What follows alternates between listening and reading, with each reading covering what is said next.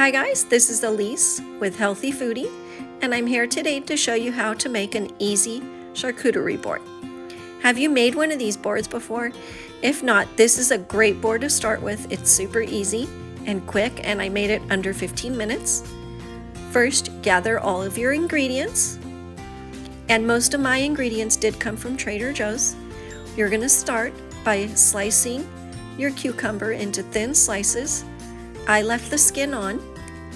And then you're going to gather your salami and provolone and let it get a little bit more to the room temperature so that it rolls easily and stays closed on your board. I recommend about 8 to 10 slices depending on how many people you're having and how big your board is. Next, you're going to decide on a focal point for your board.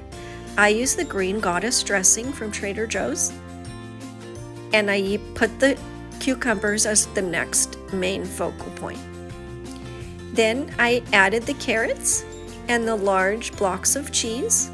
I used the English breakfast cheese, and I used the Gouda cheese, and then I used the everything but the gluten crackers as the next item, and I added my olives and my blueberries and the herb goat cheese.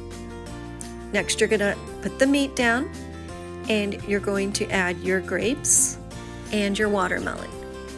I used about 8 to 10 squares of watermelon, but if you have a lot of watermelon lovers at your party, then you can add more, and you can also add more grapes.